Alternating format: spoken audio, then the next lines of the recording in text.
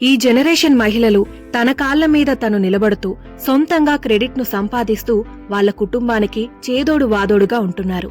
అలాంటి మహిళనే body house Sravanthi. తను తెలంగాణలో ఒక చిన్న విలేజ్ లో పుట్టి పెరిగి విద్యలో స్టేట్ ర్యాంకులు సాధించి ఒక మంచి యూనిక్ ఐడియాతో బడీ హౌస్ పేరుతో చిరుధాన్యాలతో కొత్త రుచులు అందిస్తూ వా మిల్లెట్స్ అనేలా చేస్తుంది.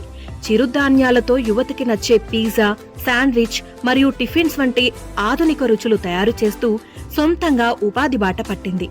చిరుధాన్యాలతో చేసిన ఆహారం అంటే ఆరోగ్యం తప్ప నోరూరించే రుచులు గుర్తుకురావు అనే ఈ అభిప్రాయానికి చెక్ పెట్టింది శ్రవంతి. స్నేహితులు, చుట్టాలు ఉద్యోగం వదిలేసి ఇడ్లీలమ్ముతావా అని ఎగతాళి చేశారు. ఈ మాటలు పట్టించుకుంటే ముందుకు వెళ్లలేము అని హైదరాబాదులోని బోడుప్పల్ దగ్గర బడీ హౌస్ పేరుతో చిరుధాన్యాల పేరుతో కొత్త రుచులు అందిస్తూ బడీ హౌస్ మరొక బ్రాంచ్ ఓపెన్ చేయడానికి సిద్ధమవుతోంది.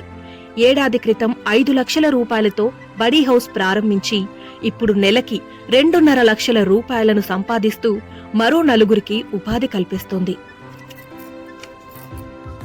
ఈ శ్రవంతి ఎంతో మందికి ఇన్స్పిరేషన్. శ్రవంతి ఈ జనరేషన్ మహిళ అనడానికి ఎలాంటి డౌట్ లేదు. ఈ శ్రవంతి ఇంటర్వ్యూస్ ని చూడండి. ఎంతో హానెస్ట్ గా తన ఎక్స్పీరియన్స్ ని చెప్పింది.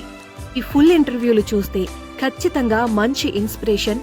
కొత్త ఐడియాలను ఎలా స్టార్ట్ చేయాలి, మీకు బిజినెస్ చేయాలి అనే ఐడియా ఉంటే ఎలా వర్కౌట్ చేయాలి, బడీ హౌస్ లాంటి బిజినెస్ స్టార్ట్ చేయాలి అన్నా శ్రవంతి ఫుల్ ఇంటర్వ్యూస్ మీకు సూపర్ గా హెల్ప్ అవుతుంది.